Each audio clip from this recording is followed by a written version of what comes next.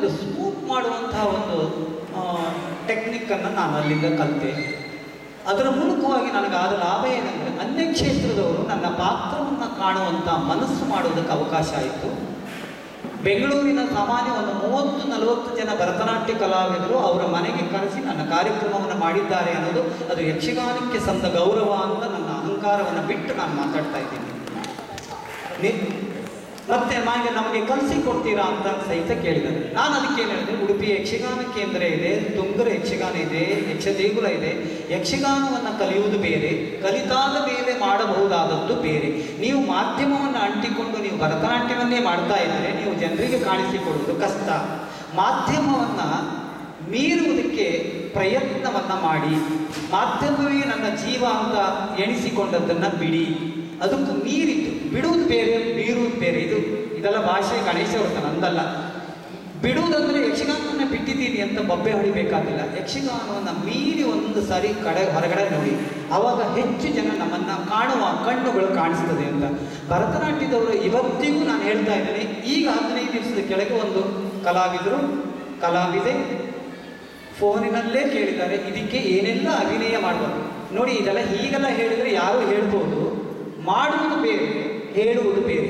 ನಾನು 10 ಆಲೋಚನೆಗಳನ್ನು ಹೇಳ್ಬೋದು. ಈ ಪದ್ಯಕ್ಕೆ ಹೀಗೆಲ್ಲ ಮಂಟಪ ನಾನು ಬರ್ಕೋತೀನಿ, ಅವ್ರಿಗೆ ಬರ್ಕೊಳ್ಳೋಗಿರ ನಾ ಹೇಳ್ತಾ ಹೋಗ್ತಾ ಇದ್ದೀನಿ, ಅವ್ರು ಬರ್ಕೊಳ್ಳೋದು ಅದ್ರ ಮರ್ತೋಗುತ್ತೆ ಅವರಿಗೆ. ಅಂದರೆ ಒಂದು ಆಲೋಚನೆಯಿಂದ 10 ಆಲೋಚನೆ ಹೊಳಿತಾ ಇರೋದು ನನಗೆ ಯಕ್ಷಗಾನದ ರಂಗಭೂಮಿಯಿಂದ ಸಿಕ್ಕಿದ ಶಕ್ತಿ. ಅದು ಆನ್ ದಿ ಸ್ಪಾಟ್ ಪ್ಲ್ಯಾನ್ ಮಾಡಿದರೆ ಇಲ್ಲಿ ಯಾವುದು ಬರುವುದಿಲ್ಲ ನನಗೆ. ಇವತ್ತಿಗೂ ಹೇಳಿಕೊಟ್ಟು ಮಾತು ಕೂಡ ಬರುವುದಿಲ್ಲ. ಅಂದರೆ ಸ್ಪಾಟಲ್ಲಿ ಕ್ರಿಯೇಷನ್ ಆಗುವಂಥ ಅದ್ಭುತವಾದಂಥ ಒಂದು ರಂಗಭೂಮಿ ಯಕ್ಷಗಾನ. ನನಗೆ ಅದೇ ಮೇನ್ ಶಕ್ತಿ. ಆ ಶಕ್ತಿಯನ್ನು ಆ ಇತರೆ ಮಾಧ್ಯಮದವರು ನೋಡಿ ನಿಬ್ಬರಗಾಗಿ ನೋಡ್ತಾರೆ. ನೀವು ರಂಗನಾಥ ಕುಮಾರ್ ನಿನ್ನೆ ಹೀಗೆ ಮಾಡಲಿಲ್ಲ, ಇವತ್ತು ಹೀಗೆ, ಅದು ಹೆಂಗೆ ಗೊತ್ತಾಗುತ್ತೆ, ಈಗೇನು ಉತ್ತರ ಹೇಳೋದು. ಆದ್ದರಿಂದ ಅನ್ಯ ಕ್ಷೇತ್ರದವರ ಯಕ್ಷಗಾನ ಮುಟ್ಟುವಲ್ಲಿ ಸಫಲವಾಗಿದೆ. ಅವ್ರ ಜೊತೆಗೆ ಡಿಯೋಟ್ ಕೂಡ ಮಾಡಿದ್ದೀನಿ, ಕಥಕ್ಕಳಿಯಲ್ಲೂ ಮಾಡಿದ್ದೀನಿ, ಕೂಚಿಪುಡಿಯಲ್ಲೂ ಮಾಡಿದ್ದೀನಿ, ಭರತನಾಟ್ಯದವರಲ್ಲೂ ಮಾಡಿದ್ದೀನಿ, ವೀಣಾಮೂರ್ತಿ ಅವರಲ್ಲೂ ಮಾಡಿದ್ದೀನಿ. ಅದು ನನಗೆ ದೊಡ್ಡ ಲಾಭ ಆಗಿದೆ. ಮತ್ತು ಯಕ್ಷಗಾನವನ್ನು ಹೀಗಿದೆ ಅಂತ ಬಗ್ಗೆ ಒಂದು ಭವ್ಯತೆಯನ್ನು ಹೇಳುವ ವಾಯ್ಸ್ ನನಗೆ ಸಿಕ್ಕಿದೆ. ಅದು ನನಗೆ ಕಟ್ಟ ಉತ್ತರ. ಈಗ ಬಹುಶಃ ಬೆಂಗಳೂರಿನಲ್ಲಿ 18ನೇ ತಾರೀಕು ಡಿಸೆಂಬರ್ ಅಂತ ಕಾಣ್ತದೆ. BTM ಕಲ್ಚರಲ್ ಅಕಾಡೆಮಿಯವರು ಡಾಕ್ಟರ್ ಶೋಭಾ ಶಶಿಕುಮಾರ್ ಅಂತ ಸುಂದರಿ ಸಂತಾನಂ ಅವರ ಶಿಷ್ಯೆ ಅವರು ಮತ್ತು ಮಂಟಪರು ಒಂದು ಯುಗಳಾಭಿವ್ಯಕ್ತಿಯನ್ನು ಗಣೇಶನ ನಿರ್ದೇಶನದಲ್ಲಿ ಮಾಡ್ತಾ ಇದ್ದಾರಂತೆ. ನಮಗೆ ವಿಷಯ ಮಾತ್ರ ಸಿಕ್ತು, ವಸ್ತು ಏನಂತ ಗೊತ್ತಾಗಲಿಲ್ಲ. ಬಹುಶಃ ಮಂಟಪರು ತಿಳಿಸಿದ್ರೆ ಅನುಕೂಲ ಆಗ್ಬೋದು ನಮ್ಮ ಅಭಿಪ್ರಾಯ. ಆದ್ಮೇಲೆ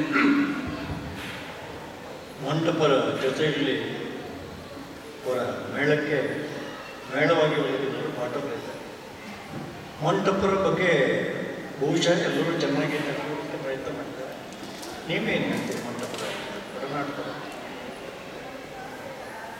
ನೀವ್ಯಾಕಂದ್ರೆ ದೀರ್ಘಕಾಲ ಅವರ ಏಕವ್ಯಕ್ತಿ ಪ್ರದರ್ಶನ, ಯುಗಳ ಪ್ರದರ್ಶನ, ಭಾಗವತರಾಗಿಯೂ ಕೆಲಸ ಮಾಡಿದ್ದಾರೆ. ನೀವು ಕಂಡುಕೊಂಡ ಹಾಗೆ ಮಂಟಪವನ್ನು ಯಾಕಂತೇಳಿ ಇಲ್ಲಿ ಮಂಟಪವನ್ನು ತೆರೆದಿಡುವಂಥ ಪ್ರಶ್ನೆ, ಇವೆಲ್ಲರೂ ಬಹಳ ಆಳವಾದಂಥ ಚಿಂತನೆ ಪ್ರಶ್ನೆಯನ್ನು ಮಾಡಿದ್ದಾರೆ. ಒಬ್ಬ ಅವರು ಚೆನ್ನಾಗಿದ್ದಂಥ ಕಲಾವಿದರಾಗಿ ಅವರನ್ನು ತೆರೆದಿಡಲಿಕ್ಕೆ ಸಾಧ್ಯತೆ ಅಂಥದ್ದೇನೂ ಇಲ್ಲ. ತುಂಬ ಆತ್ಮೀಯರನ್ನು ಹೊಗಳುವುದು ಅಥವಾ ಅವರೊಂದಿಗಿನ ಒಡನಾಟವನ್ನು ಹೇಳುವುದು ತುಂಬ ಕಷ್ಟದ ಸಂಗತಿ. ನಾನು ಯಕ್ಷಗಾನದ ವಿಷಯವನ್ನು ತೆಗೆದುಕೊಂಡು ಮಾತನಾಡುವುದಾದರೆ, ಈ ಏಕವ್ಯಕ್ತಿ ಯಕ್ಷಗಾನದ ಅಥವಾ ಕೊಂಡದಕುಳಿಯವರು ಮತ್ತು ಮಂಟಪರು ಮಾಡಿದ ಯುಗಳ ಯಕ್ಷಗಾನದ ಅಥವಾ ಇನ್ನಿತರ ಅವರಿರುವ ಯಕ್ಷಗಾನದಲ್ಲಿ ನನಗೆ ಸಿಕ್ಕಿದಷ್ಟು ಸಂತೋಷ ಬೇರೆ ಯಾವ ಯಕ್ಷಗಾನದಲ್ಲೂ ಸಿಕ್ಕಿಲ್ಲ. ಅದಕ್ಕೆ ಕಾರಣಗಳು ಏನು ಅಂದರೆ, ಮುಖ್ಯವಾಗಿ ಅವರ ಮತ್ತು ನಮ್ಮ ಆಲೋಚನೆಗಳು ಒಂದೇ ಆಗಿರುವುದೇ ಇದಕ್ಕೆ ಮುಖ್ಯ ಕಾರಣ ಅಂತ ನಾನು ತಿಳ್ಕೊಂಡಿದ್ದೇನೆ. ಅದೇ ನಮ್ಮ ಕಾರ್ಯಕ್ರಮದ ಯಶಸ್ಸಿಗೆ ಕೂಡ ಕಾರಣ ಆಗಿದೆ. ಗಣಪತಿ ಭಟ್ರ ಪದ್ಯ ಇರ್ಬೋದು, ನಮ್ಮ ಮೊದಲೇ ಇರ್ಬೋದು, ಯಾಜಿಯವರ ಚೆಂಡೆ ಇರ್ಬೋದು, ಒಳಗಿರುವಂತಹ ನೇಪಥ್ಯದಲ್ಲಿರುವಂತಹ ಹಂದೆಯವರ ಒಂದು ಕೆಲಸ ಇರ್ಬೋದು, ಇದು ಎಲ್ಲ ಕೂಡಿ ಒಂದು ಏಕವ್ಯಕ್ತಿ ಅಂತ ಆಗಿದೆ ಎನ್ನುವ ಕಾರಣದಿಂದ ಈ ಕಾರ್ಯಕ್ರಮ ಯಶಸ್ವಿಯಾಗಿದೆ. ನಮಗೆ ಅತ್ಯಂತ ಸಂತೋಷವನ್ನು ಕೊಟ್ಟಂಥ ಒಡನಾಟದ ಸುಖವನ್ನು ಕೊಟ್ಟಂಥ ತಂಡ ಮಂಟಪರ ತಂಡ. ಅಂದರೆ ಅದು ನಮ್ಮದೇ ತಂಡ. ಮಧ್ಯ ಒಂದು ಮಾತು ನಾನು ಆಡ್ತೇನೆ. ಹೊಂಬುಜ ಪ್ರೌಢಶಾಲೆಯಲ್ಲಿ ನಮ್ಮೂರಲ್ಲಿ ಸರಣಿ ಕಾರ್ಯಕ್ರಮ ನಡೆಸಿದಾಗ ಒಂದು ಬೇಡಿಕೆ ಇಟ್ಟೆ ನಾನು. ಒಂದು ವಿದ್ಯಾರ್ಥಿನಿಯರ ಹಾಸ್ಟೆಲ್ ಶಿವಮೊಗ್ಗದಲ್ಲಿ, ಇನ್ನೊಂದು ಹೊಂಬುಜ ಪ್ರೌಢಶಾಲೆಯಲ್ಲಿ. ಅದು ವಿದ್ಯಾರ್ಥಿನಿಯರ ಹಾಸ್ಟೆಲ್ ಅಂದರೆ PUC ನಂತರದ ವಿದ್ಯಾರ್ಥಿನಿಯರಿರುವಂಥ ಹಾಸ್ಟೆಲ್, ಅದು ಪದವಿ ಇತ್ಯಾದಿ. ಹಾಗೆಯೇ ಒಂದು ಪ್ರೌಢಶಾಲೆ 8ರಿಂದ 10ರವರೆಗಿನ ವಿದ್ಯಾರ್ಥಿಗಳಿರ್ತಾರೆ. ಮಂಟಪರ 2 ಕಡೆ 2 ಕಾರ್ಯಕ್ರಮ ನೀವು ಮಾಡಿಕೊಡ್ಬೇಕು ಅಂತ. ಮಂಟಪರು ತಕ್ಷಣ ಹೇಳಿದರು, ಆಯಿತು 2 ಕಾರ್ಯಕ್ರಮ ಮಾಡಿಕೊಡ್ತೀನಿ, ಏನು ತೊಂದರೆ ಇಲ್ಲ, ಆದರೆ ಅಲ್ಲಿ ಮಾಡ್ಬೋದು, ಇಲ್ಲಿ ಹೈಸ್ಕೂಲ್ ಮಕ್ಕಳಿಗೆ ಎಂತ ಮಾಡ್ತಾರೆ, ಇದೆಲ್ಲ ಎಲ್ಲಿ ಗೊತ್ತಾಗುತ್ತೆ ಇವರಿಗೆ ಅಂತ ಕೇಳಿದರು. ನಾನು ಹೇಳಿದೆ, ನಿಮ್ಗೆ ಅದೇ ಸವಾಲು, ಅಲ್ಲಾದರೆ ನೀವು ಮಾಡ್ತೀರಿ, ದೊಡ್ಡ ಮಕ್ಕಳಿದ್ದಾರೆ ಮಾಡ್ತೀರಿ, ಇಲ್ಲಿ ಪುಟಾಣಿ ಮಕ್ಕಳಿಗೆ ಅವರಿಗೆ ಇದರ ರುಚಿ ಹಚ್ಚಬೇಕಲ್ಲ, ಅದಕ್ಕಾಗಿ ನೀವು ಮಾಡಬೇಕು, ನೀವು ಬರ್ತೀರಾ ಅಂತ ಕೇಳಿದರು. ಅಂದರೆ ಅವ್ರ ಧ್ವನಿ ಹೇಗಿತ್ತು ಅಂದರೆ ನಾನಲ್ಲಿ ಇರಬಾರ್ದು ಅನ್ನುವ ಧ್ವನಿ ಅವರಲ್ಲ, ನಾನು ಇರಬಾರ್ದು ಅಂತ. ನಾನು ಏನೂ ಮಾತನಾಡಿಲ್ಲ. ಕಾರ್ಯಕ್ರಮದ ವ್ಯವಸ್ಥೆ ಆಯಿತು, ಕಾರ್ಯಕ್ರಮ ಆಯಿತು. ಕಾರ್ಯಕ್ರಮ ಆದಮೇಲೆ ಆ ಮಕ್ಕಳು ಬಂದು ಮುತ್ತಿಕೊಂಡಾಗ ಅವರನ್ನು, ಅವರಿಗೆ ಆದ ಸಂತೋಷ ನೋಡಿ, ಆ ಮಕ್ಕಳಿಗೆ ಆದ ಸಂತೋಷ ನೋಡಿ ನನಗೆ ಸಂತೋಷ ಆಯಿತು. ಯಾಕಂತಂದರೆ ನಾವು ತಲುಪಿಸಬೇಕಾದ್ದು ಆ ಮಕ್ಕಳಿಗೆ ನಾಡಿನ ನಾಡ ಶಿಲ್ಪಿಗಳವರು, ಅವರಿಗೆ ಆ ರೀತಿಯ ಸಂಸ್ಕೃತಿಯ ಸಂದೇಶವನ್ನು ತಲುಪಿಸುವಂತಹ ಕಾರ್ಯವನ್ನು ಮಂಟಪರು ತುಂಬ ಚೆನ್ನಾಗಿ ಮಾಡಿದ್ದಾರೆ, ಮಾಡ್ತಾನೂ ಇದ್ದಾರೆ. ನಾನು ಅವರೊಟ್ಟಿಗೆ ಅನೇಕ ವರ್ಷಗಳಿಂದ ಈ ಕೆಲಸ ಮಾಡ್ತಾ ಇರೋದ್ರಿಂದ ನನಗನಿಸಿದ್ದು, ಸಂಸ್ಕೃತಿಯ ಸಂದೇಶವನ್ನು ಸಮರ್ಥರಿಗೆ ತಲುಪಿಸುವಂತಹ ಕಾರ್ಯವನ್ನು ಮಂಟಪರು ಮಾಡ್ತಾ ಇದ್ದಾರೆ. ಅದು ನಿಜಕ್ಕೂ ಅವರ ದೊಡ್ಡ ಕೆಲಸ ಅಂತ ನಾನು ಭಾವಿಸಿದೆ. ಇದರಲ್ಲಿ ಪ್ರತಿಫಲದ ಅಪೇಕ್ಷೆ ಇಲ್ಲ ಮತ್ತವರಿಗೆ.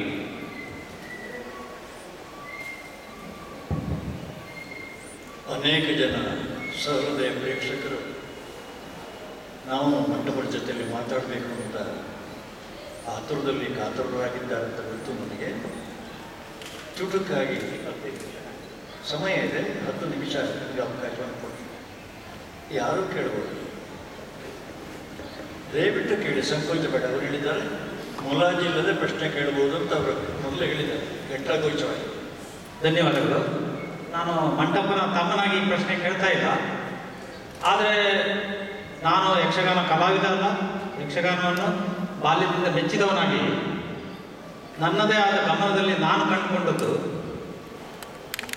ಯಕ್ಷಗಾನ ಒಂದು ಅದ್ಭುತವಾದ ಕಲೆ.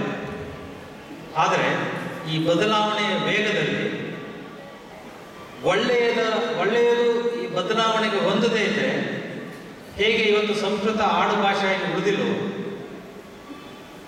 ನಮ್ಮ ಅದ್ಭುತವಾದ ಕಲೆ ಯಕ್ಷಗಾನವನ್ನು ನಾವು ಕಳ್ಕೊಳ್ಳಿಕ್ಕೆ ಸಾಧ್ಯ ಇದೆ. ಇದರ ಮೂಲವನ್ನು ನಾನು ಕಂಡುಕೊಂಡಿದ್ದೀನಿ. ಇಷ್ಟು ಒಳ್ಳೆಯ ಕಲಾ ಚೌಕಟ್ಟಿದ್ರು, ಇಷ್ಟು ಅರ್ಪಣೆಯ ಮನೋಭಾವ ಇದ್ರು, ಇಷ್ಟು ರಾಜಾಶ್ರಯ ಇದ್ದರು, ಇವತ್ತು ನಮ್ಮ ಬದುಕಿನ ಬದಲಾವಣೆಯ ನೆಲೆ ಇದೆಯಲ್ಲ, ನಾವು ಯಕ್ಷಗಾನದವರು ಅರ್ಥ ಮಾಡಿಕೊಂಡಿಲ್ಲ ಅಂತ ನಾನು ತಿಳ್ಕೊಂಡಿದ್ದೀನಿ. ನಾನು ವೈಯಕ್ತಿಕವಾಗಿ ಅರ್ಥ ಮಾಡ್ಲಿಕ್ಕೆ ಕೊಟ್ಟಿದ್ದೀನಿ. ಮತ್ತು ಈ ಬದಲಾವಣೆಯನ್ನು ನಾವು ಅರ್ಥ ಮಾಡಿಕೊಂಡ್ರೆ ನಾವು ಯಕ್ಷಗಾನಕ್ಕೆ ನ್ಯಾಯ ಒದಗಿಸಬಲ್ಲು ಎಂಬ ಆಧಾರದಲ್ಲಿ ಈ ಬಗ್ಗೆ ಉತ್ಸಾಹಿಗಳನ್ನು ಒಟ್ಟು ಮಾಡೋಕ್ಕೆ ಸ್ಟಾರ್ಟ್ ಮಾಡಿದ್ದೀನಿ. ನಾನು ಕೇಳುವ ಪ್ರಶ್ನೆಗೆ 2 ಸ್ತರ ಇದೆ. ಒಂದು, ಏಕವ್ಯಕ್ತಿ ಯಕ್ಷಗಾನ ನಾನು ಕಂಡುಕೊಂಡಂತೆ ಇಷ್ಟವರೆಗೆ ನಾವು ಮಾತಾಡಿದ ಹಾಗೆ ಅದರಲ್ಲಿರುವ ಗಣೇಶ್ವಂತರ ಅವರ ಪ್ರತಿಭೆ, ಕಲಾ ಚೌಕಟ್ಟ, ಅದನ್ನು ಒಪ್ಪೋಣ. ಅದಕ್ಕೂ ಮೀರಿದ ಒಂದು ಸಾಮಾನ್ಯ ಜ್ಞಾನ ಇದೆ, ಒಂದು ನ್ಯಾಯ, ಸಾಮಾಜಿಕ ನ್ಯಾಯ ಇದೆ. ಅದೇ ವ್ಯವಸ್ಥೆ ಮತ್ತು ನಿರ್ವಹಣೆ. ಈ ಕುರಿತಾಗಿ ಬೇರೆ ಬೇರೆ ಸ್ಟೇಕ್ ಹೋಲ್ಡರ್ಸ್ ಅಂತ ಕರಿತೀವಲ್ಲ, ಬೇರೆ ಬೇರೆ, ಅದು ಪೋಷಕರಿರ್ಬೋದು, ಆಟ ಆಡಿಸೋರು ಇರ್ಬೋದು, ಕಲಾವಿದರಿರ್ಬೋದು, ಬೆಳೆದವರು, ಈ ಒಂದು ಹೊಂದಾಣಿಕೆ ಇದೆಯಲ್ಲ, ನಾನು ಕಂಡುಕೊಂಡಂತೆ ಒಂದು ಸಾಮಾನ್ಯ ಜ್ಞಾನವಾಗಿ ಈ ಒಂದು ಯಶಸ್ಸಿನ ಒಂದು ದೊಡ್ಡ ಅಡಿಗಲ್ಲು. ನಾನು ಕಂಡುಕೊಂಡಂತೆ ಇವತ್ತಿನ ಯಕ್ಷಗಾನದಲ್ಲೂ ಎಷ್ಟೇ ದೊಡ್ಡ ಕಲಾವಿದರು ಇದ್ದರೂ ಕೂಡ ಈ ಒಂದು ನಿರ್ವಹಣೆ, ಸಾಮಾನ್ಯ ಜ್ಞಾನ ಇಲ್ಲದೆ ಒಂದು ಆ ಪ್ರೋಗ್ರಾಮು ಭಾಳ ಜಾಳಾಗಿರ್ಬೋದು, ಆದರೆ ಸಿಕ್ಕಾಪಟ್ಟೆ ದುಡ್ಡು ಕೊಟ್ಟು ಬಂದ ಕಲಾವಿದ ನಿರಾಶನಾಗಿ ಹೋಗೋದನ್ನು ನೋಡಿದ್ದೀನಿ. ನನ್ನ 2ನೇ ಪ್ರಶ್ನೆ ಇದಕ್ಕೆ ಸಂಬಂಧಪಟ್ಟದ್ದು.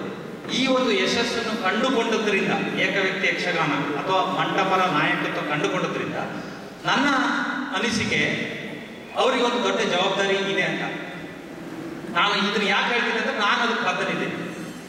ಈ ಬದಲಾವಣೆಯ ಯುಗದಲ್ಲಿ ಈ ಸಾಮಾನ್ಯ ಜ್ಞಾನದ ಒಂದು ಯಶಸ್ಸಿದೆಯಲ್ಲ, ನಮ್ಮ ಮುಂದಿನ ಯಕ್ಷಗಾನದ ಅಳಿವು ಉಳಿವಿಗೆ ಒಂದು ದೊಡ್ಡದಾದ ಒಂದು ಅಡಿಗಲ್ಲು. ಇದರಲ್ಲಿ ನೀವು ಯಶಸ್ಸು ಕಂಡುದರಿಂದ ಈ ವಿಷಯದಲ್ಲಿ ನಿಮ್ಮ ನಾಯಕತ್ವ ಯಕ್ಷಗಾನಕ್ಕೆ ಇದೆ, ಯಾವ ರೀತಿ ಬರ್ತದೆ ಅದನ್ನು ಈಗಲೇ ಹೇಳ್ಬಿಡ್ತೀನಿ. 100ಕ್ಕೆ 100 ಅಲ್ಲ, 100ಕ್ಕೆ 1000 ಪಟ್ಟು ನನಗೆ ಜವಾಬ್ದಾರಿ ಇಲ್ಲ. ನಾನು ನನ್ನ ಸಂತೋಷಕ್ಕಾಗಿ ಕಂಡುಕೊಂಡ ಮತ್ತೆ ಈ ಉದ್ಧಾರ, ಬೆಳವಣಿಗೆ, ರಕ್ಷಿಸುವುದು ಇದೆಲ್ಲ ಗೋತುಂಬೆ ವ್ಯವಹಾರ. ಸಕ್ರಿಯವಾಗಿ ಯಾರು ಇದರಲ್ಲಿ ಕ್ರಿಯಾತ್ಮಕವಾಗಿ ಕೆಲಸ ಮಾಡ್ತಾರೆ ಅವರ ರಿಸಲ್ಟ್ ಮೇಲೆ ಇದು ನಿಲ್ತದೆ ಅಷ್ಟೇ. ಬೇಟಿದ್ರೆ ಬಿದ್ದೋಗ್ಲಿ, ಯಕ್ಷಗಾನ ಬಿದ್ದೋಗ್ಲಿ, ಏನು ಈಗ ಅಳೋದಕ್ಕೆ? ಸುಮ್ಮನೆ ಸ್ಲೋಗನ್ ಹೇಳಿ ಇದಿಷ್ಟೆಲ್ಲ ಆಗಿರೋದು. ಕಾರ್ಯರೂಪದಲ್ಲಿ ಮಾಡಿ. ಆ ಕಲಾರಂಗದವರು ಪಡ್ಕೋತಾರೆ ಊಟ ಇಲ್ಲದೆ, ಅದನ್ನು ನೋಡಿಕೊಂಡು ಬೆಳೆಸಿ. ಯಕ್ಷಗಾನ ಉಳಿತದೆ, ಬೇಕಾದ್ರೂ ಉಳಿತದೆ, ಇಲ್ಲಿದ್ರೆ ಬಿದ್ದೋಗ್ತದೆ.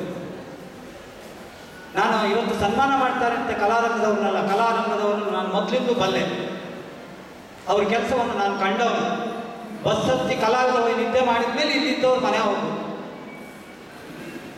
ಕಲೆ ಉಳಿಬೇಕು ಅಂತ ಆದರೆ ಬರೀ ಕಲಾವಿದರಿಂದಲೂ ಅಲ್ಲ, ಸಂಘಟಕರಿಂದಲೂ ಅಲ್ಲ, ಮೈಕ್ ತಗೊಂಡು ಭಾಷಣ ಮಾಡಿದ್ರಿಂದಲೂ ಆಗೋದಿಲ್ಲ. ಕ್ರಿಯಾತ್ಮಕವಾಗಿ ಏನು ಮಾಡ್ತೀರಿ ಅದನ್ನು ಹೇಳ್ಕೋಬೇಡಿ, ಆಟ ಹೋಗಿ ಆಗತ್ತೆ. ನಾವು ಯಕ್ಷಗಾನ ಬೆಳೆಸೋದಕ್ಕೆ ಏಕ ವ್ಯಕ್ತಿಯನ್ನು ಹುಟ್ಟಾಕಿದ್ದಲ್ಲ. ನಾನು ಮೊದಲೇ ಹೇಳಿದ್ದೆ, ನನ್ನ ಸಂತೋಷಕ್ಕಾಗಿ ನಾನು ಕೊಂಡುಕೊಂಡಂಥ ಒಂದು ಟರ್ನ್. ಗಣೇಶ ಕೊಟ್ಟರು, ರಕ್ಷಣೆ ಕೊಟ್ಟರು, ಅವಕಾಶವನ್ನು ಬಳಸ್ಕೊಂಡೆ. 1000 ಆಗ್ತದೆ ಅಂತಲ್ಲ, 10 ಆಗುತ್ತೆ ಅಂತ ನಂಬಿಕೆಯನ್ನು ನಾನು ಇಟ್ಕೊಂಡಿಲ್ಲ. ಸ್ತ್ರೀವೇಷವನ್ನು ಯಾರು ಮಾಡ್ತಾರೆ 10 ನಿಮಿಷದ ಮೇಲೆ? 15 ವರ್ಷದ ಹಿಂದೆ ಕಾಲವನ್ನು ಯೋಚನೆ ಮಾಡಿ. ಈಗಲೂ ಹೇಳ್ತೀನಿ, ನನ್ನ ಭಯವನ್ನು ತೋರಿಸುವುದಕ್ಕೆ ಯಾರ ಹತ್ರ ಅದು ಭಾಮಿನಿಯ ಅದು ನನ್ನ ಹತ್ರ ಇರ್ಬೋದು. ಭಾಮಿನಿಯ ಹಳೆಯ ಬ್ರೋಷರ್ ನೋಡಿ, ಅದರಲ್ಲಿ ಕೇರಿಯ ಮುಂದೆ ಚಿತ್ರ ಇದೆ.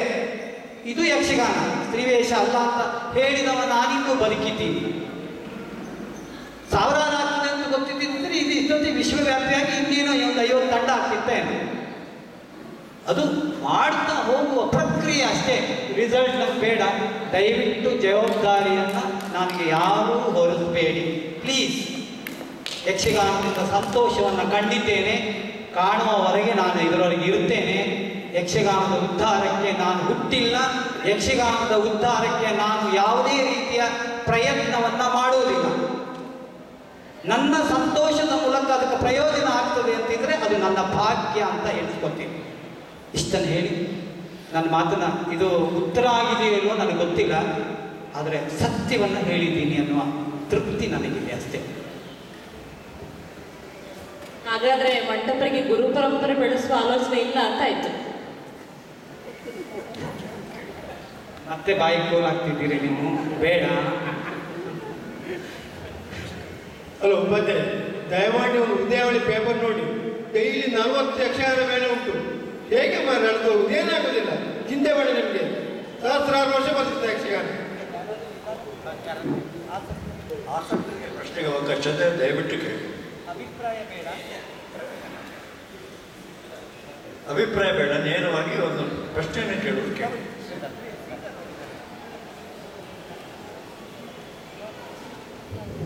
ನಾನು ಶ್ರೀಧರ ಡಿ. ಹೇಳಿ ಸರ್.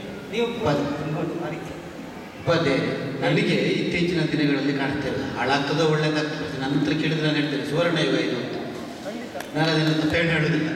ಆದರೆ ಯಕ್ಷಗಾನ ಎಂಬುದು ಆಗ ಅವರು ಮಾತಾಡುವಲ್ಲೇ ನಮಗೆ ಗೊತ್ತಾಯ್ತು. ರಂಗಸ್ಥಳಕ್ಕೆ ಹೋದ ಮೇಲೆಯೇ ನಮಗೆ ಭಾವಗಳು ಅಥವಾ ಏನು ಮಾಡಬೇಕೆಂದು, ಅದು ಯಕ್ಷಗಾನದ ಒಂದು ಸಪ್ರೇಟ್ ಆಗಿರುವ ಒಂದು ಅಂಶ. ಯಾವುದು? ಆ ಕ್ಷಣದಲ್ಲಿ ಆ ಕ್ಷಣಕ್ಕೆ ನಮ್ಮ ಮನಸ್ಸಿನಲ್ಲಿ ಮೂಡಿದ್ದನ್ನು ನಾವು ಮಾಡ್ತಾ ಹೋಗ್ತೇವೆ. ಅದು ಇವತ್ತಿನ ಹಾಗೆ ನಾಳೆ ಇರುವುದಿಲ್ಲ ಎಂಬುದು. ಅದು ಮಾತುಗಾರಿಕೆಯಲ್ಲಿಯೂ, ನೃತ್ಯದಲ್ಲಿಯೂ, ಪ್ರಾಯಶಃ ಹೆಮ್ಮೇಳದ ಎಲ್ಲ ವಾದನದಲ್ಲಿಯೂ, ಭಾಗವತರಲ್ಲಿಯೂ. ಆದರೆ ಈ ಹೊತ್ತು ನಾವು ನೋಡ್ತಾ ಇದ್ದೇವೆ ಯಾವುದು ವೈಭವೀಕರಿಸಲ್ಪಡ್ತಿದೆ ಅಂತ. ಕಲಿತುಕೊಂಡು ಬಂದ ಮಕ್ಕಳು ಒಳ್ಳೆಯದು, ಮಕ್ಕಳು ಕುಣಿತಾರೆ, ಗುರುಗಳು ಹೇಳಿಕೊಂಡದ್ದನ್ನು ಕುಣಿತಾರೆ, ಬಾಯಿಪಾಠ ಮಾಡಿದ್ದನ್ನು ಹೇಳ್ತಾರೆ. ಆಮೇಲೆ ಬೇರೆ ಬೇರೆ ರೀತಿಯ ಯಕ್ಷಗಾನದ ಪ್ರಕಾರಗಳು ಬಂದಿವೆ. ನಾನು ಇತ್ತೀಚಿನ ನೋಡಿದ ಹಲವಾರು ಅರ್ಥ ತಾಳಮಂದಿರಗಳಲ್ಲಿರ್ಬೋದು, ಆಟದಲ್ಲಿರ್ಬೋದು. ಸ್ಟೀರಿಯೋದ ಹಾಗೆ ಪುನರಾವರ್ತನೆ ಆಗ್ತಾ ಇದೆ.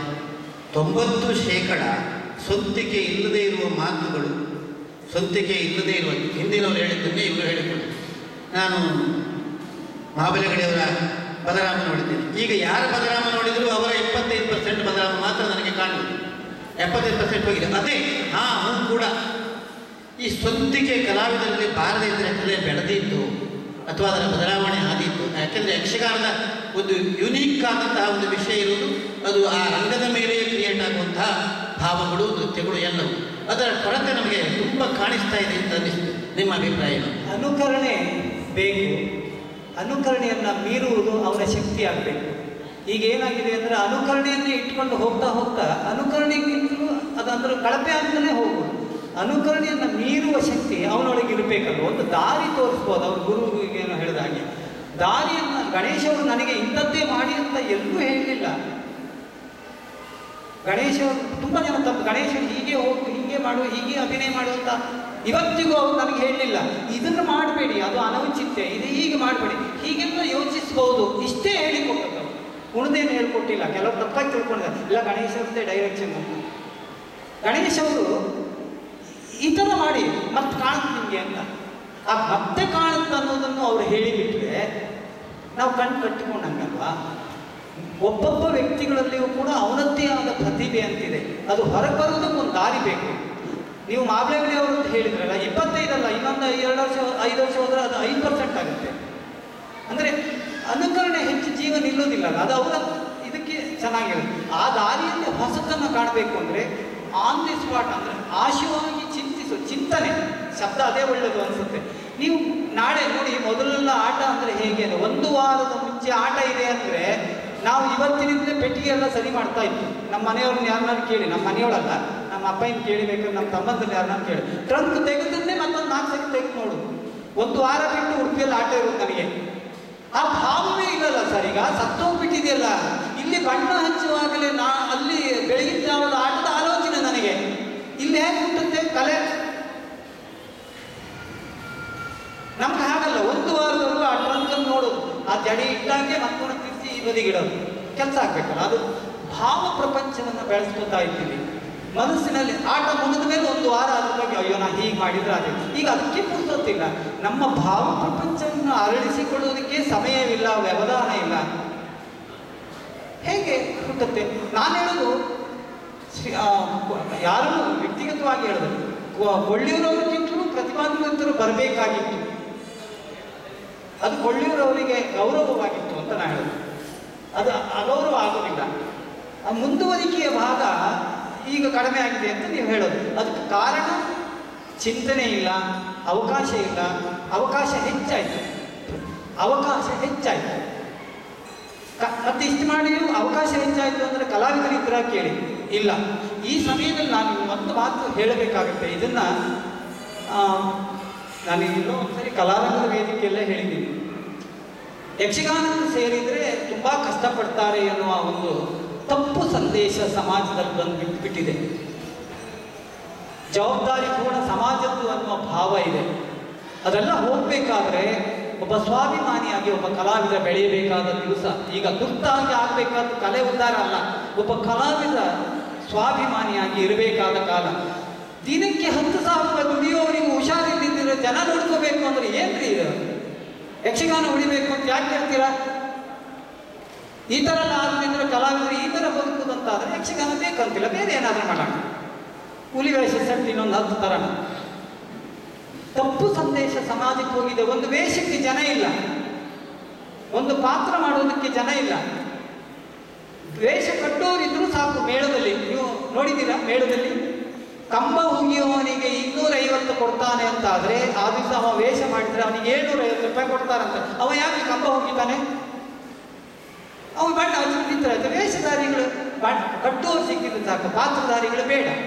ಅಂದರೆ ಈ ಚಿಂತನೆ ಬೆಳೆಯುವಂಥ ಕಾಲ ಕಲಾವಿದರಿಂದಲೂ ಬರಬೇಕು, ಪ್ರೇಕ್ಷಕರಿಂದಲೂ ಬರಬೇಕು, ಅಭಿಮಾನಿಗಳು ಅಂತ ಹೇಳಿಕೊಳ್ಳುವವರಿಂದಲೂ ಬರಬೇಕಾದಂಥ ಎಚ್ಚರ.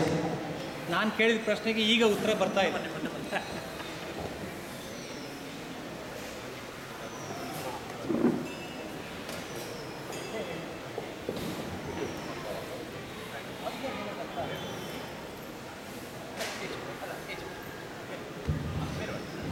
ನಮಸ್ಕಾರ, ನಾನು ರಾಧೆ ಕಲ್ಲುವೆಟ್ಟು ಬೆಟ್ಟ ಅಂತ.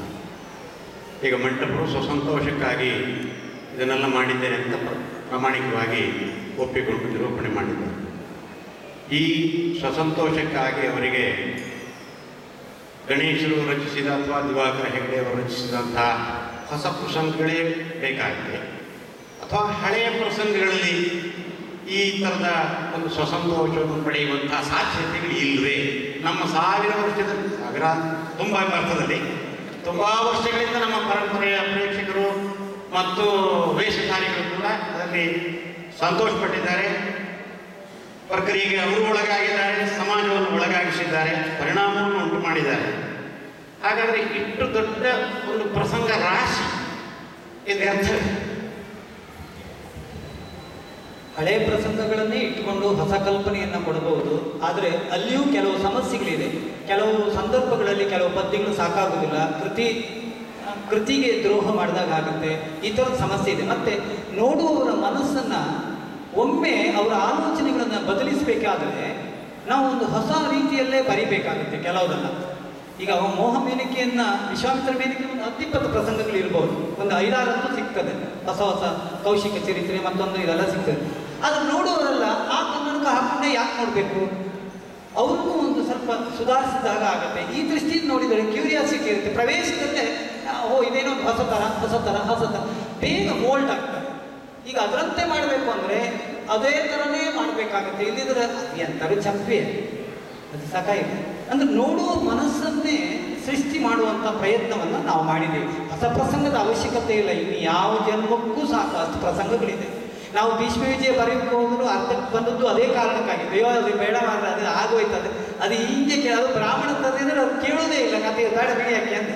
ಬ್ರಾಹ್ಮಣನೇ ಇಲ್ಲ ಮೂಲ ಭಾರತದಲ್ಲಿ. ಹಿಮಾಲಯಕ್ಕೆ ಹೋಗಬೇಕು, ಶಿವ ದರ್ಶನ ಆಗುತ್ತೆ ಅವಳಿಗೆ. ಇದೆಲ್ಲ ಹೇಳಿದ ಈಗ ನಮ್ಮ ಯಕ್ಷಗಾನ ನನಗೆ 2 ಹೊಡೆದ ಅಂಬೆಗರ ಶಿವ ದರ್ಶನ ಅಂತ ಮತ್ತೇನಲ್ಲ ಸಿಗುತ್ತೆ. ಅಲ್ಲ ಏಕವ್ಯಕ್ತಿಗಳು ಅವರು ಮೋಹ ಮೇನಿಕೆ ಕೇಳಿದ್ದಲ್ವಾ? ಅಲ್ಲ, ಏಕವ್ಯಕ್ತಿಗೆ ಆ ಸಾಹಿತ್ಯವೇ ಬದಲಾವಣೆ ಪಾತ್ರ ಸೃಷ್ಟಿ ಅಲ್ಲಿ ನಾನೇ ಮಾಡಿಕೊಳ್ಳಬೇಕಾದ್ರಿಂದ ಪದ್ಯದ ರಚನೆಗಳು ಹಾಗೆ ಇರಬೇಕು. ಅದು ಗಣೇಶವರಿಗೆ ಮಾಡಿ ಇಟ್ಟಿದ್ದಾರೆ. ಆದರೂ ಹೇಳ್ತೀನಿ, ದಾಕ್ಷಾಯಿನಿ, ಶೂರ್ಪನಖಿ, ಆಮೇಲೆ ವಿಷಯ, ಈ ಥರದ ಪಾತ್ರಗಳನ್ನು ನಾವು ಯಕ್ಷಗಾನದಿಂದಲೇ ಬಳಸಿದ್ದೀವಿ, ಮಾಡಿದ್ದೀವಿ.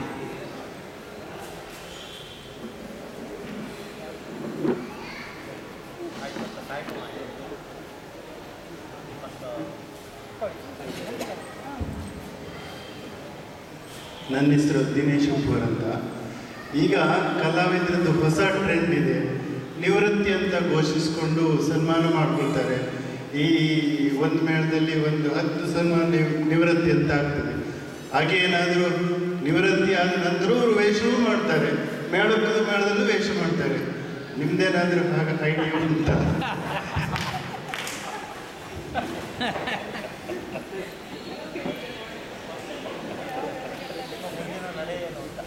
ಬೆಳಗಿಂದ ಒಂದು 3-4 ಫೋನ್ ಬಂದಿತ್ತು. ಯಾವುದೇ ಕಾರಣದಿಂದ ಆ ಮಾತನ್ನು ಹೇಳಬಾರ್ದು ಅಂತ ಮೆಸೇಜ್ ಕೂಡ ಉಂಟಿತ್ತು ಫೋನ್ನಲ್ಲಿ. ಆದರೂ ಒಂದು ತಿದ್ದುಪಡಿ ಮಾಡಿ ಆ ಮಾತನ್ನು ಹೇಳ್ತೀನಿ. 60 ಲೆಕ್ಕಾಚಾರ ಪ್ರಾಯಶಃ ಕಲಾರಂಗದವರು ಮಾಡ್ತಿರ್ಬೇಕು. ನನಗಿನ್ನು 60 ಆಗಲಿಕ್ಕೆ ಇನ್ನೂ 3-4 ತಿಂಗಳ ಟೈಮ್ ಇದೆ. 60 ಪ್ರಾರಂಭಕ್ಕೆ ಅವ್ರು ಲೆಕ್ಕಾಚಾರ ತಪ್ಪಿದ್ದಾರೆ ಕಲಾರಂಗ. ಅಲ್ಲ ಗೊತ್ತಿಲ್ಲ, ಅವರು 60 ಆಗಿದೆ ಅಂತ ಅನ್ಸ್ಕೊಂಡಿರ್ಬೋದು. ನಾನು ಪ್ರಾಯಶಃ 60ರ ಮೇಲೆ ಬಣ್ಣ ಹಚ್ಚೋದಿಲ್ಲ. ನಿವೃತ್ತಿ ಘೋಷಣೆ ಮಾಡಿ ಯಾವ ಲಾಭಕ್ಕಾಗಿಯೂ ಅಲ್ಲ. ನಾನು ಅದರ ಸತ್ಯವನ್ನು ಹೇಳಿದರೆ ಪ್ರಾಯಶಃ ಇನ್ಯಾರು ಪ್ರಶ್ನೆ ಕೇಳಲಾರು. ಸಮನ್ವಯ ಮಾಡಿ ಕ್ಲುಪ್ತ ಕಾಲಕ್ಕೆ ಕಾರ್ಯಕ್ರಮವನ್ನು ಮುಗಿಸೋಣ. ಅಂತಹ ಯೋಜನೆ ಇಟ್ಟುಕೊಂಡು ಯಾವುದನ್ನು ನಾನು ಇಟ್ಟುಕೊಂಡಿಲ್ಲ. ಅತ್ಯಂತ ಸಂತೋಷವನ್ನು ಕಂಡ ಕ್ಷೇತ್ರ ಯಕ್ಷಗಾನ. ಬಣ್ಣ ಹಚ್ಚುವುದರ ಮೂಲಕ ನಾನು ನನ್ನನ್ನು ಕಳೆದುಕೊಂಡು ನನ್ನದಲ್ಲದ ಭಾವಗಳನ್ನು ಕಂಡುಕೊಂಡವನು.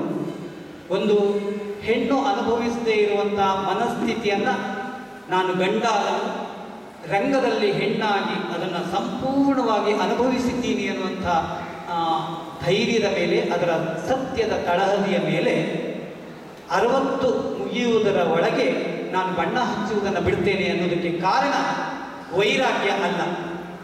ನನಗೆ ಅತಿ ಇಷ್ಟವಾದ ಕ್ಷೇತ್ರವನ್ನು ಬಿಟ್ಟು ಮುಂದುವರಿಯುವುದು ನನ್ನ ವಂಶದಲ್ಲಿ ಬಂದಿರುವಂಥ ಒಂದು ಛಲ. ನಮಗೆ ಇಷ್ಟವಾದುದನ್ನು ಮೀರಿ ಮುಂದೆ ಬದುಕುವುದು ಆ ಹೋರಾಟಕ್ಕೆ ನಾನು ಸಿದ್ಧನಾಗ್ತೇನೆ. ಇನ್ನೊಂದು, ಕಲೆಯಲ್ಲಿ ಏನು ಸಂತೋಷವನ್ನು ಕಂಡಿದ್ದೇನೆ, ತುಂಬ ಹೆಚ್ಚಾಗ್ಬೋದು, ಆದರೆ ಅನುಭವಿಸಿ ಸತ್ಯವನ್ನೇ ಹೇಳ್ತೀನಿ, ಅದು ಇಲ್ಲದೆಯೇ ನನ್ನ ಬದುಕಿನಲ್ಲಿ ಆ ಸೌಂದರ್ಯವನ್ನು ನಾನು ಕಾಣ್ತಾ ಇದ್ದೀನಿ ಅಂದ ಮೇಲೆ ಅದನ್ನು ಬಿಡುವುದು ನನಗೆ ಕಷ್ಟ ಅಲ್ಲ. ಇನ್ನೊಂದು ಕಾರಣವನ್ನು ಗಣೇಶ್ ಅವರನ್ನೇ ಕಾರಣವಾಗಿ ಇಟ್ಕೊಳ್ತೀನಿ. ಇವತ್ತು ಹೇಳಬಾರ್ದಾಗಿದ್ದರೆ ಈಗೆಲ್ಲ ಒಂದು ಸೇರಿಸಿಬಿಟ್ರಿ, ನಾನೇನು ಮಾಡೋಂಗಿಲ್ಲ. ಗಣೇಶ್ ಅವರು ಒಂದು ಮಾತು ಹೇಳಿದರು, ಒಬ್ಬ ಕಲಾವಿದನಿಗೆ ಒಬ್ಬ ರಸಿಕನಿಗೆ ಆಗುವ ಅನುಭವ ಒಂದೇ. ಅದು ಹೇಗಾಗುತ್ತೆ? ನಾನು ಕುಣಿತೀನಲ್ಲ, ಅವ್ರು ಕುಣಿದ್ರು, ಮನಸ್ಸು ಕುಣಿಯುವವನಿಗೆ ಕುಣಿಯುತ್ತೇನೆ ಎನ್ನುವ ಭಾವ ಅಹಂಕಾರ, ನೋಡುವವನಿಗೆ ನೋಡುತ್ತೇನೆ ಎನ್ನುವ ಭಾವ ಅಹಂಕಾರ. ಎರಡೂ ಅಹಂಕಾರಗಳು ಕಳಚಿದಾಗ ಆನಂದ ಹಂಚಲ್ಪಡುತ್ತದೆ. ಸಂತೋಷ ಕೊಡುವುದು ಆನಂದ ಹಂಚಲ್ಪಡುತ್ತದೆ. ಇವನಿಗೆ ಯಾವ ಸ್ಥಿತಿಯ ಆನಂದ ಆಗಿರುತ್ತದೆಯೋ ಕಾಣುವ ಅವನಿಗೂ ಆ ಆನಂದದ ಸ್ಥಿತಿ ಸಿಗುತ್ತದೆ. ನಾನು ತುಂಬ ಯೋಚನೆ ಮಾಡಿದೆ. ಒಂದು ವಯೋಧರ್ಮ, ಶಕ್ತಿ ಸಾಲದೆ ಅಲ್ಲ, ಈಗಲೂ 2.5 ಗಂಟೆ ಬೇಕಾದರೂ ಕುಡಿತೀನಿ. ಈ ಸಂತೋಷಕ್ಕಾಗಿ ಈ ಕರ್ಮ ಯಾಕೆ ನನಗೆ? ಈ ಕರ್ಮಬಂಧವಿಲ್ಲದೆ ಆ ರಸಿಕನಾಗುವ ಪ್ರಯತ್ನ ನಾನು ಯಾಕೆ ಮಾಡಬಾರದು ಅನ್ನುವ ಚಿಂತನೆ ನನಗೆ ಈಗ ಬೇರೂರಿದೆ. ಅಷ್ಟು ಸುಲಭ ಇಲ್ಲ. ಒಬ್ಬ ರಸಿಕನಾಗುವುದು ಒಬ್ಬ ಕಲಾವಿದನಿಗಿಂತ ಕಷ್ಟ. ನಿಮ್ಗೆಲ್ಲರಿಗೂ ಹೇಳ್ತಾ ಇದ್ದೀನಿ, ಕಲಾವಿದನಾಗುವುದು ಸುಲಭ. ಕಲಾವಿದನಾಗಿ ಕಲಾವಿದನ ಆನಂದದ ಸ್ಥಿತಿಯನ್ನು ಹೀರುವ ಒಬ್ಬ ರಸಿಕನಾಗುವುದು ಕಷ್ಟ.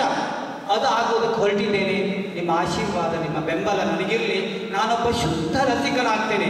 ಇದು ಇಡುಗುಂಜಿ ಮೇಳ, ಇದು ಸಾಲಿಗ್ರಾಮ ಮೇಳ, ಇದು ಕೊಂಡದ ಕೊಡಿ, ಇದು ಕಣ್ಣಿ ಎನ್ನುವ ಭಾವವನ್ನು ಕಳೆದು ಪಾತ್ರವಾಗಿ ನಾನು ಅನುಭವಿಸುವ ಸ್ಥಿತಿಗೆ ಹೋಗಬೇಕೆನ್ನುವಂಥ ನನ್ನ ಛಲಕ್ಕೆ ನಿಮ್ಮೆಲ್ಲರ ಶಕ್ತಿಯನ್ನು ಇವತ್ತು ನನಗೆ ಕೊಡಿ. ನಾನು ಖಂಡಿತವಾಗಿ ಶುದ್ಧ ರಸಿಕನಾಗ್ತೇನೆ ಅಂತ ಹೇಳ್ತಾ ನನ್ನ ಮಾತನ್ನು ಮುಗಿಸ್ತೇನೆ. ನಮಸ್ಕಾರ.